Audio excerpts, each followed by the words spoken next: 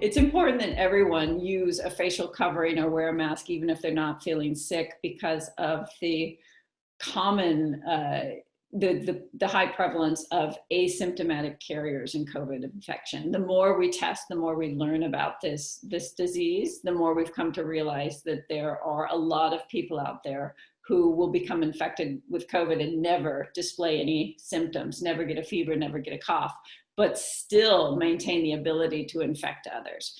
So for that reason, we want everyone, the sick and the well alike, to use a face covering, to use a mask when they are out and about in public, certainly within 6 feet of other people.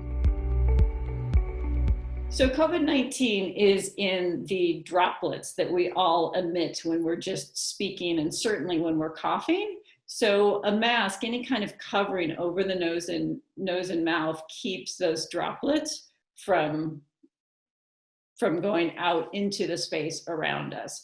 They can travel for, several feet at a time. So just having that cover against our nose and face, nose and mouth, keeps us from emitting these viral particles to the people around us. Similarly, your neighbor, if they have on a face covering as well, you aren't going to be breathing in the droplets that they're emitting when they're talking to you or coughing.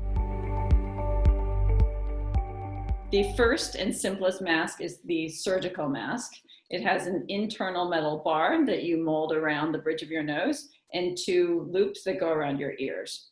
You place the mask over your nose, secure it over both ears, shape it to fit, and make sure that the mask actually covers your chin as well, spreading it out like this. What you don't want to do once you have your mask in place is touch your face. The mask is a good reminder not to touch your nose and mouth. If you do touch your mask, you should then immediately sanitize your hands, use hand sanitizer.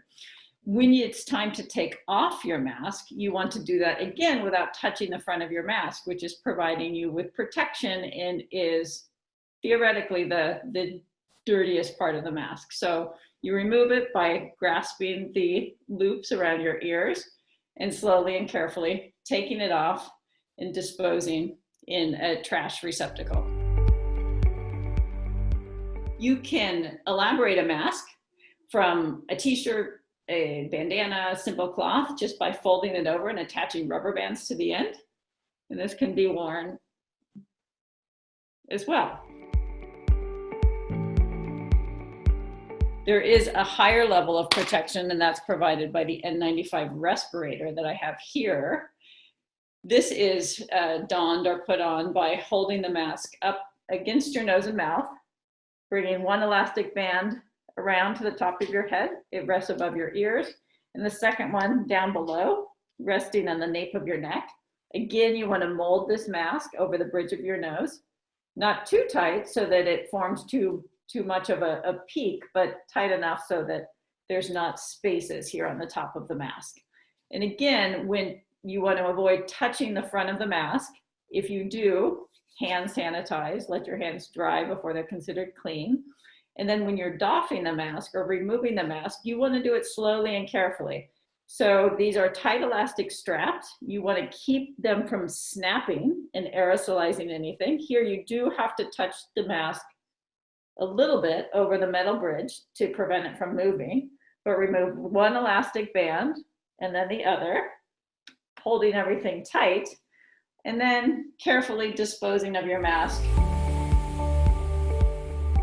So UCSF is following the CDC recommendation and encouraging everyone in our community to use a face covering when they're out in public space. So on the shuttle, walking outdoors, around campus, outside of clinical spaces, we are asking folks to use a face cover of some kind. Surgical masks are reserved for the clinical setting. There's a finite supply of them, and that's the highest risk space. So surgical masks are reserved for inside clinical buildings. Outside, a simple face covering can be manufactured, made by you at home from a cloth, a bandana, a towel, simply folding it against itself and securing it over your mouth and nose using rubber bands.